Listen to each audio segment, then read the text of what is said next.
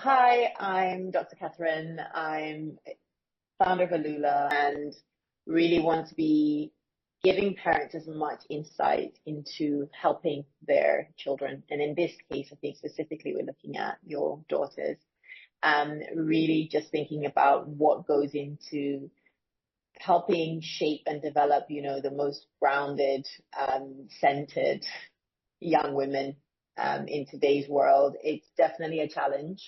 And, with Ramita's extensive experience here, I think this is a great opportunity to meet you and to really just hear more about what you do.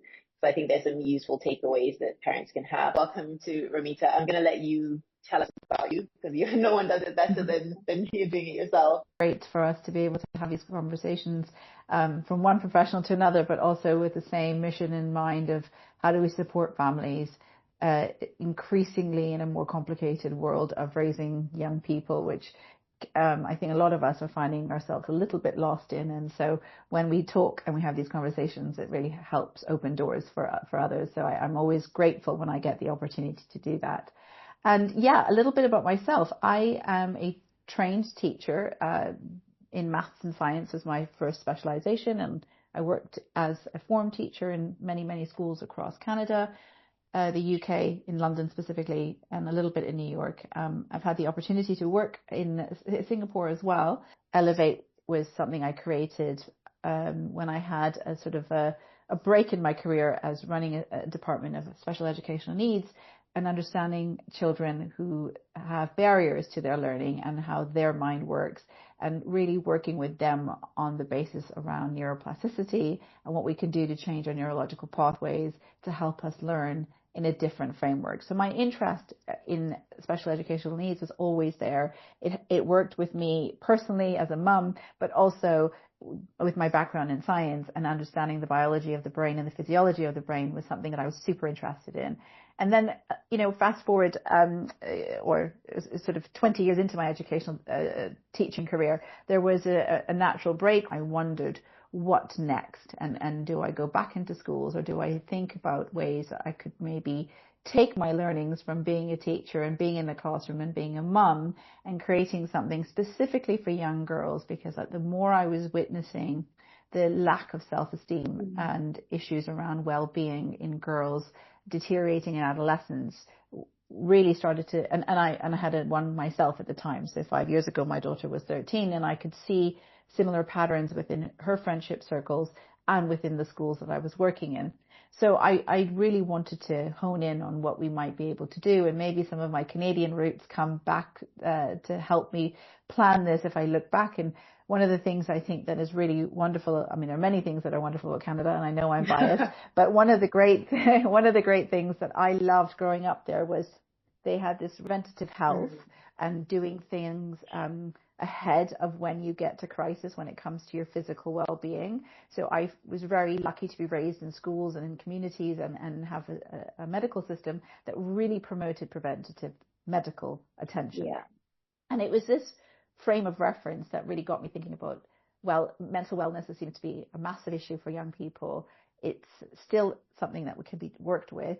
If we try preventatively, could we make a difference? And what are we, we're very good in the Western world specifically, working with kids reactively and helping them when things hit crises or hit a place of real worry. And that's wonderful that we have those practices. You are probably very, very well versed in all of that.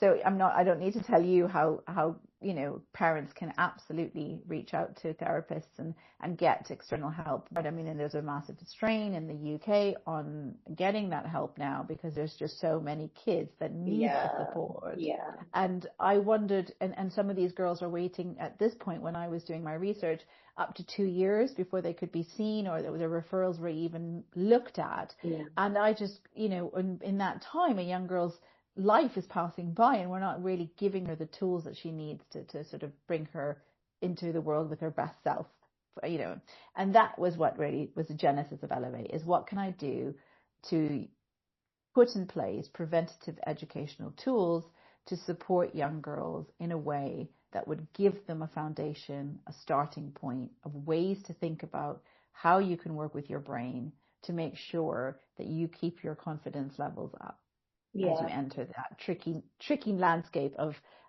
adolescence, which has always been tricky. The trickiness of it has intensified and probably amplified in the last generation of Gen Z and Gen Alpha kids. Yeah. For sure. Yeah.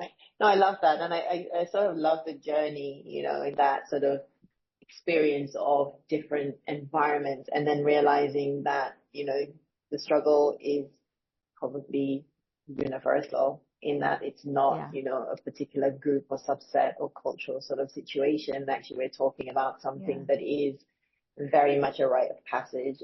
It's developmental, it's foundational. But also, like you said, it's just noticing that the importance of being very sort of familiar or cognizant of the importance of being proactive.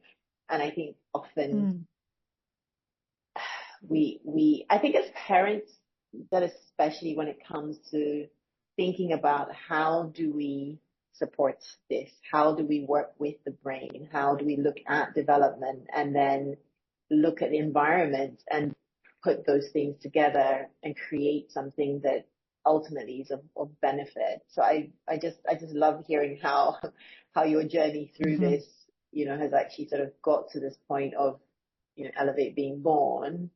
But touching, I think the idea that yes, we were hitting these same concerns across North American students or European students or Asian students, but I think there was one big difference that you mentioned when you say culturally, that some cultures are much more open when you say that many parents just think that you will just develop or you will become a fully formed adult and you'll figure it all out.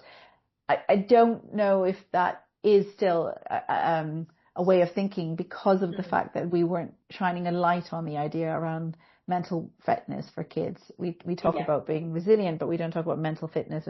And these are new concepts for parents. And I think that's why Elevate has been so helpful for me to help parents, if that makes sense, because we are all, particularly in some cultures, because of your own past experiences, there was no time to think about your mental fitness because we've progressed as a generation and we've moved on in the world, especially families that have immigrated. Those parents didn't have the first thought, or or grandparents that have lived through World War IIs and things like that. They weren't raising kids to think about those skills that we now realize, and we have the privilege or the good fortune to be able to talk to our children about. And I think that pendulum has swung a little bit for families. So the idea and the understanding that giving kids outside help to support their development internally is actually really, really crucial. It's a good thing. Yeah, no, I think genuinely that is such an important point. I often will discuss with parents this idea of the hierarchy of needs. But I think, yes, there is an increasing awareness of the need to prioritize, mental well-being, emotional well-being. And then the next question is, but how? How do we do that? And, what do we do for the best? And that receptiveness to maybe an outsider coming in to support. So I think the thing that always is interesting, and especially when we're thinking about something like developing self-esteem and self-confidence within our own children, how do you support parents to sort of know that bringing someone else in is a positive? Yeah. And let's be clear, I don't ever claim to have answers that parents probably don't already have. I think the only difference is, and the reason I work with pre-adolescent children and sort of adolescent kids is because it is at this point in their development that the greatest amount of change, apart from 0 to 5, I suppose, but the next greatest physical and hormonal changes that occur in these young people is in adolescence. And that includes forming yourself a new identity away from your parents. And that whole idea around individuation, which I'm sure you're very familiar with, is something that so many parents find very difficult because it's their little babies have been part of them for so long. And I think this is the part that parents find very, very hard, because it's almost like a sense of grief when those kids no longer want that advice from you. And I think the reason is because of this psychological process around individuation that they are trying to work out, and they push away the people they are most close to, i.e. mum and dad, while they're working out who they are for themselves. So it's a very natural process, but most of us parents find it very hard because a part of us is rejecting us. And that's not an easy thing. I mean, I say that as a mum myself, it's absolutely horrific, but the outside adult support is when this makes a difference. So often kids are much more receptive to a neutral person's delivery of the same message that even mum or dad might be giving at home. Also, there's a real value in understanding that when you remove a child from the space, from the room, or from the environment, it's context dependent, right? So when you are giving airtime where the child is, you're not lecturing them in the car or rushing in a moment where you're cooking dinner to try and impart advice. Most kids at this point, and we forget this, they literally have a filter, right? They're just like, you are just noise, and it's in one ear and out the other. They're not actually processing it or taking anything you're saying inside. What they hear when they hear your advice is there they go again, nagging me. And so their knee-jerk reaction is to shut you out. And I think the more parents understand and accept that this is a normal process and not to worry too much, I think we forget. And maybe this is where the empathy piece is good for us as parents to have, is we were no different when we were their age. You know, if we wanted space from our parents, we might have gone down to our cousin's house, or we ran down to our neighbor's house on the street, or we locked ourselves in a room. And when you lock yourself in a room, in our generation, or not even that long ago, even up to millennials, you weren't hiding yourself into the world of a device or the misinformation world, which is where the danger lies. So I guess having a trusted adult to impart your knowledge or impart some advice or to help guide your children to have a reset or reshift or mindset shift, or to have a space to talk to somebody about this, makes a huge amount of difference. Yeah. No, I think that's so important, isn't it? It's that remembering to try at least not to personalize what's happening with your child, and realize, and also knowing that, you know, sometimes bringing somebody else in who can be objective and listen, because I think as parents, I think, you know, as a parent myself, often I'm hearing something and my instinct is to protect, to fix, to step in sometimes too quickly with advice. And it's well-meaning, but like you say, sometimes there's a tuning out of, you're just lecturing me again. You're just telling me all the things I should be doing. And not hearing me and maybe what's going on for me, or sometimes that over-identification of, oh, I remember what that was like. And maybe or simplifying their things too. A lot of the messages I get from some of the young girls I work with is that they just don't understand me. They don't take the time to do it.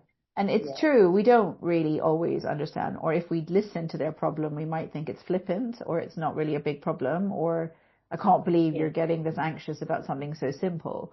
And I think allowing these kids with balance, because we also don't want to swing the pendulum too much the other way, where we worry about every little thing so much that we don't give them space to work out that some things are not worth stressing over and some things maybe do need more attention. But how do I develop the tools to let myself see that in the grand scheme of life, this is not it's something I shouldn't be this worried about. And so tell me about the focus on girls specifically. That sort of is personal too, I have to be honest with you. A lot of the data shows how girls are hitting puberty a lot sooner, i.e. the surge of hormones hits girls quicker. And the younger the girls are, the more problems they seem to be having, and the perfectionist kind of tendencies in girls seems to be greater. So I'm not saying that issues around body confidence or anxiety or other things don't exist in boys, but it seems to be more acute in girls, and the data shows that more girls are seeking professional help with self-confidence, with self-esteem, And then that then results in real loss in academic success or success in their extracurriculars, because when they feel less confident in themselves, especially in their bodies, they're not taking up sport like they used to. If you're not doing this much sport, then as you know, your brain is not getting what it needs in terms of its endorphins, and then that cycle of feeling low about yourself becomes greater. So I really wanted to work with girls because of the difference, because I've worked in co-ed schools. My last position was in a co-ed school, and then I went into an all-girls school. And I just think boys and girls handle conflict, and now I'm generalizing, or setback with very different mannerisms. And it looks on the surface, at least, that boys seem to sort of bounce back from setback in a much more effective, or they don't let it they don't internalize something so badly where it starts to affect their self-worth to that degree. And whereas my personal experience with girls, it would just linger, it would just stew, it would go from break time into lesson time, from lesson time to lunchtime to home time, then evenings, which in the past, when you had something brewing and it was let's just say it was a social conflict, once you were at home, you kind of had to put the situation to rest, and you had that period of cooling off before you went back to school the next day, and you could sort of see the situation with a fresh set of eyes. But what was happening when I launched Elevate 5 years ago, and this was at the height of social media being part of your telephone, these poor girls were not getting that respite. Yeah. They weren't getting that break from the school environment or wherever they were feeling this pressure from. And I think it was amplified in such a degree that the kind of chaos that was exploding in girl friendships and girl development seemed to be just so much greater. The more I was getting inquiries and the more I was listening to parents of girls who I'd worked with in junior schools and then went off to senior schools, and they were unrecognizable, and these parents were just beside themselves between junior school and now are dealing with in senior school, with no longer was the same. Yeah. And it's understandable, because you're 11 or 12 when you, at least in the UK, when you head to senior school, or in America when you go to middle school, and you're sort of giving your girls more independence. At that point, you're not around to supervise as much, so you don't know what's going on and what's brewing and what's happening. And I think that lack of having that oversight on your children, which you used to have in the junior school, and it's natural, they don't want you at the birthday parties anymore. They're big enough. They want to have a good time on their own. And even when you drop them off, you're not meeting other parents, really. You're not doing other things. So the framework that I wanted to build was something that worked as a sort of like a three-pronged system, like a triangle, which helped bridge that child-centric concern. Everything starts with the daughters, and then the mums and dads, or the adult, the trusted adult, which is the Elevate piece. And it was just more prevalent, if I'm honest with you, among girls, and all the data was showing the issues around girls. And then if you look sort of more holistically and more worldwide, if you look at everything that Malala Fund is doing, or what UNICEF is doing, or UN Girls is doing, lack of education for girls seems to be by far still not as strong as it should be for their male counterparts. So I just thought, actually, it's time to give girls a bit more a bit more elevating, and we need to do something to help them feel themselves. No, I think there's a lot of echoes in the work that we do at Alula with the sort of the concerns that we hear, and yes, of course, we work with a number of boys and children and teens, but yes, the dynamics in the social groups they're huge. And sometimes I explain to parents, and it's a whole system of its own. It has a whole hierarchy. It has politics of its own. It's complex. And I think we just don't necessarily take that into account. So what for parents would you say? Let's say a parent is wanting to have conversations with their daughters about what day to day is like. What are some of the things you would say? I don't know, maybe 3 things you would point to and say, look, these are useful things to generally ask about or bring up, because I don't know if we really know what life is like you said, for the reasons that they're individuating and increasing autonomy and having their own kind of little group chats and whatever else, if we might not really realize what day-to-day Yeah. is like for preteen and teen girls. Yeah, I think the key to getting any information from your children is how you ask it. How you ask it and when you ask it. From my experience, you might have more to say on that, because they're not morning people. I think understanding that teens are really, their melatonin hasn't kicked in, they're groggy, they're tired, they're not ready to have crying. So often we wake up in the morning and want to say, oh, what do you got going on at school today? And you're in the car or on the sort of commute to school, and you want all this.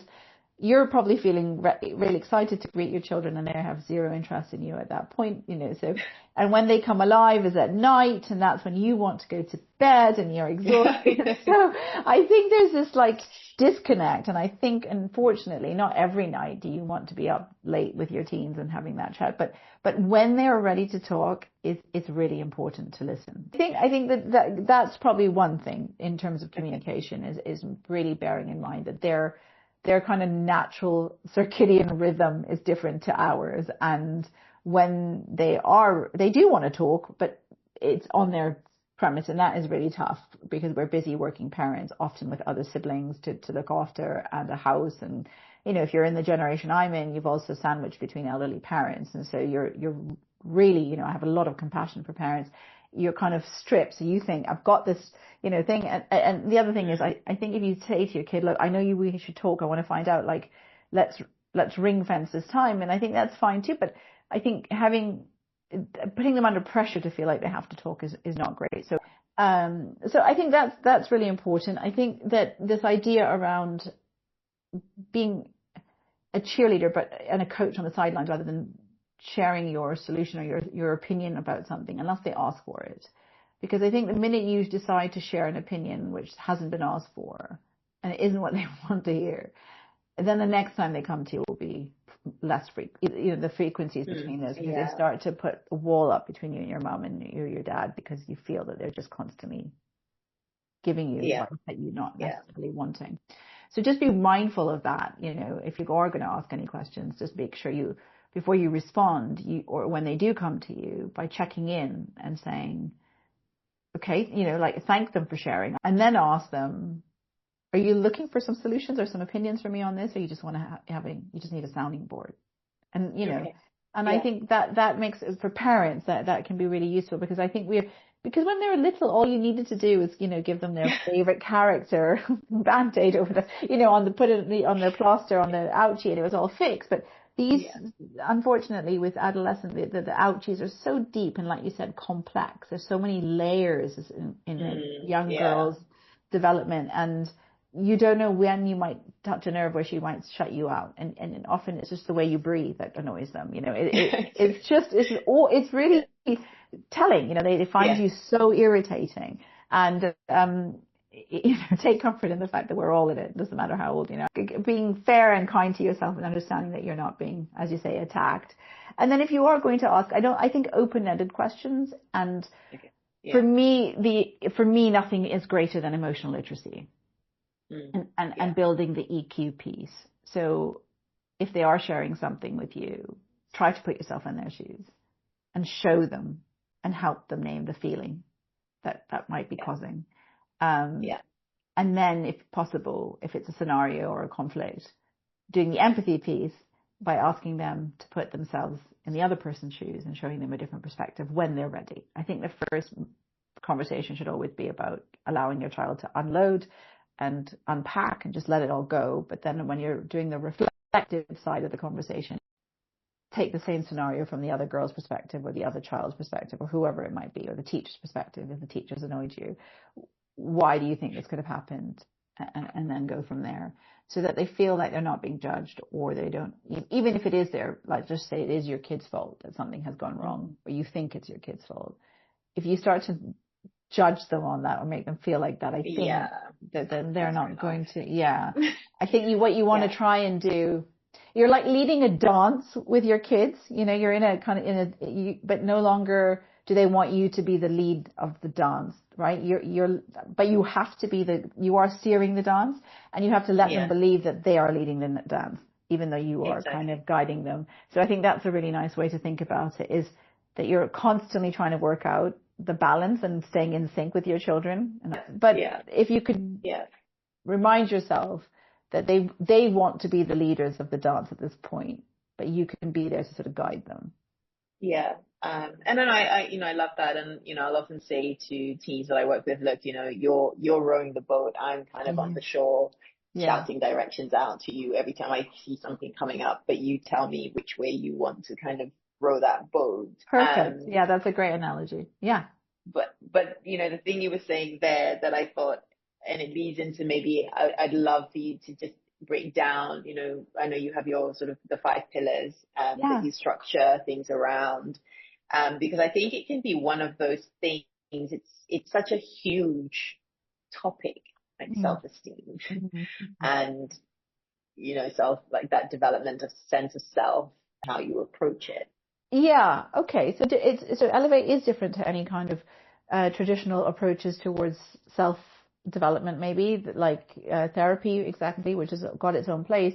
And so it's my program has been developed over the experience of a teacher, and so it's very much follows kind of a lesson plan or a topic that you're trying to teach over the course of a term or a half term. And so you have a weekly topic that we work on each week, but we start. So I've developed it on 5 basic ideas or 5 attributes, 5 pillars that I'd like to impart on young girls during adolescence, which is building that piece first around loving yourself with confidence and really understanding where confidence comes from, and understanding that there's a lot about you that was super confident when you first came out of the womb and you've been running around going through school and doing things. And maybe right now you're doubting yourself, but not that long ago, you were really, really free in yourself to jump in the playground and start meeting new friends in a play park or in a swimming pool or wherever. And suddenly all of that has become much harder for you because naturally you're doubting yourself through all the reminders and social expectations and whatever society is telling you that you're not doing quote unquote correctly or meeting the standards of so and so. And that's the bit that really eats up our children, our girls particularly, I think. So I break it back to what the brain does, what it's there for, and how we have these amazing things called neurons that help us make every decision in the world that we make. But, they show us when there's danger. They tell the body how to react when something looks scary. That's what anxiety might feel like, all of that kind of stuff. So all of that in making young girls understand that basically we are a big fat science experiment. We work with how science has developed our brains, and that's really what I want kids to understand, depending on how old they are, is how deep we go into the science behind the brain and how we can create neurological pathways that can shift the way we look at something, shift the way we think about something, shift the way we feel about something. And when we can understand that that's all within our power, it's all within, we are the writers of our own stories, but this is why. And it's not just some woo-woo magic thing, but there's a real science behind how you grow the brain, just like you might grow a plant. What does a plant need? So we really do it like a science lesson. And then it builds from there to understanding what it means to be empathetic and why your brain might see something a certain way, but actually a different person's perspective, depending on their upbringing, their culture, their religion, where they grew up, the context of their parents' backgrounds, whatever it might be, might mean that you and that person in your class that aren't seeing eye to eye is because maybe we haven't given each other enough empathy for the experiences that they've had versus what you've had. And to understand where our values lie and where each family's moral compasses might be different, and it's okay, but how do we be respectful of those things? And then from the empathy piece, we work towards what we call building this idea around EQ, so emotional literacy. And I use a lot of research that's been done in the States by a lovely chap who I love so much. I'm sure you know, written the book called Permission to Feel, Mark Brackett, who's done all sorts of research with Yale University with middle school kids on teaching them about EQ, not IQ, and valuing EQ over IQ, and why the emphasis on the grades is not so important. The outcome isn't so important. Let's worry about the process and let's worry about the Yeah. feeling that you're having over that. Yeah. So I do a lot of work on that in the third module. And then we work our way up to using everything we've learned between confidence building and empathy building and EQ to understanding how we can bring that together to build resilience. And what does mental fitness look like versus physical fitness, and why you need to be able to understand plan A, plan B, plan C, and why we never know what the unexpected might look like, and why life can throw us so many interesting curves. And what we can, a whole other podcast I'm sure we could have on why kids are struggling with setback and why we're giving so Yeah. much to our children, and resilience is becoming such a big concern. So then there's definitely that piece. And then finally, to wrap the whole thing up, we talk about kindness. And I think the biggest mission for my program is to impart the idea that children need to, especially girls, need to start thinking about ways to be kind to their own brain, their own bodies, their own hearts, and then using that place of kindness for themselves. When you feel good about yourself, the chances of you spreading that and attracting that magnetic energy into the world is much easier. And you will hopefully start to recognize when other people are taking advantage of you or not being kind to you, or how to deal with people who maybe cross boundaries that should be in place and you struggle. So that's kind of how it all wraps up. And we bring the parents in either side of those modules. So right at the start, when I get to know the Okay. children, I meet with the parents. And then right at the end, we take back what we learned from week one about what are the things that the parents and the girls were worried about. And we try and unleash some of those concerns into power through the tools that they've built over the weeks that they've been in the program.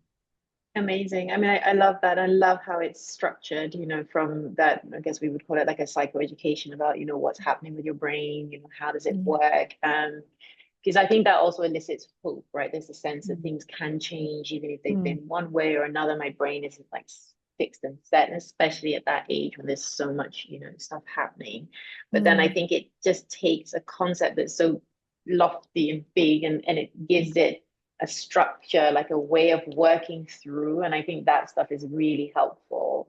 Yeah. But I also love the fact that, kids still need their parents. So the parents are still front and center, but they're there, right? And they're part of this Yeah. journey, and that Yeah. you're bringing them along with that.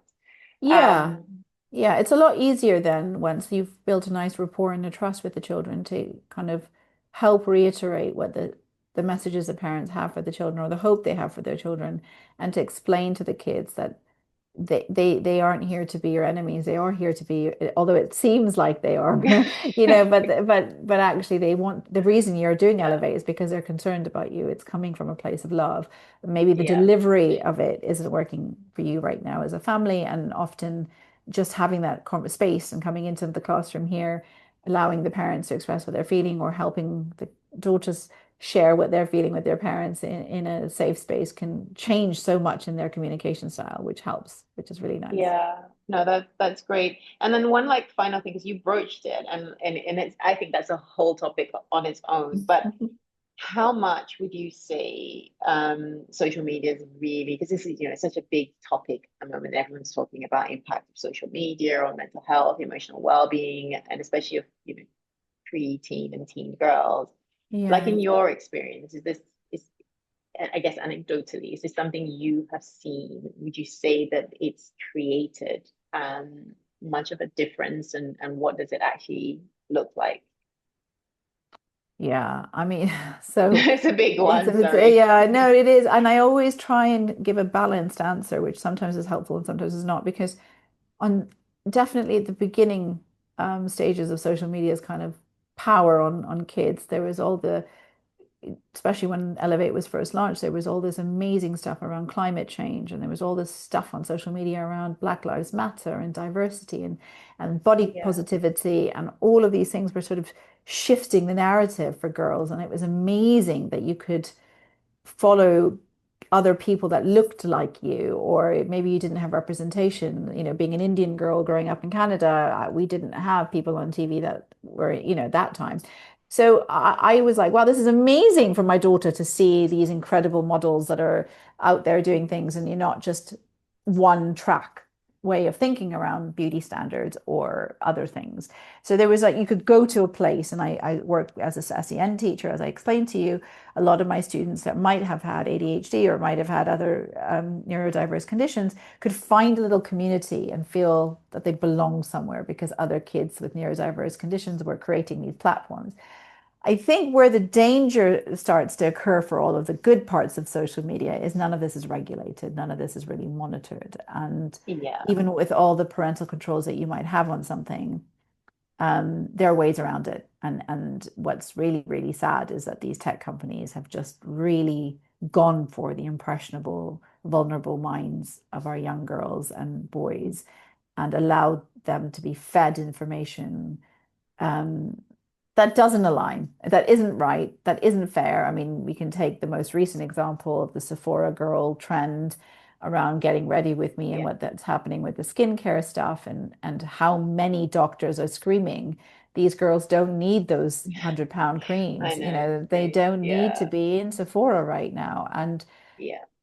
that's tough because you want to do what everyone else is doing. And if everyone else is doing whatever they're seeing online, then you want to be part of that. You don't want to be any different to anyone else in your class, do you? So Yeah. I get the concern, but I don't agree with it. I don't think it's the right way around it. And we have to find ways, hopefully, to empower girls to think critically, to be more curious, to be okay to go against the grain, to be bold and speak up when they see something that's wrong, or question it at least question it, or take it to Yeah. a trusted adult before you Adult. Yeah. believe things blindly. So Yeah. yeah, I have seen lots of instances with young girls who have been molded or guided in a way that isn't healthy because of the fact Yeah. that they have access to information that isn't accurate. Yeah. Yeah. And I think, something that you were saying earlier as well is that the difficulty with being able to switch off from these Yeah, things, well, and just give the brain space to take information in and assess and consider and stay grounded.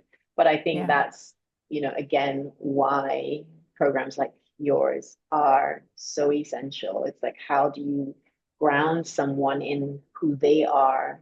Because yeah, it's, in the teenage phase, the adolescent phase is all about the group and the yeah, belonging in the group. And so that's the yeah, driver. So yeah, to go off piste and be doing something that feels very different to the rest of the group is actually threatening because, well, you yeah. could be ostracized or you could be sort of left out. So Sure. it's knowing what's at your core, what's your value, and how do you represent that in the world, and having, I guess, like you said, that sort of cheerleader who allows you to sort of verbalize that, and enact Yeah. that. Um, so I know taken up quite a bit of your time, and it's just been such a really great conversation. I'd love to carry it on. So maybe there's Yeah. like vying for another chance to kind of have a conversation with you. But I think it would be great if people knew just where to get in touch with you, where you are, social media, Yeah. how to get in touch. So maybe just let them Yeah. know, and that would be great. Yeah, so having just said everything about social media is terrible, which I do. I'll just share my social media links with everybody. It's such a catch 22, isn't it? Yeah, So yes, I do have a website. It's elevate-ra.com. A lot of the information around what we spoke about today is sort of there as well. If you're looking for resources, we also have the Elevate podcast where we've interviewed people in the past. So they're all recorded. They're all sitting there for you to listen to and maybe revisit amazing. conversations, which you can find on anywhere you listen to podcasts. And then I am on social media, which is at elevate.ra. And that is a good place to understand more of the kind of messaging we're giving girls to feel empowered.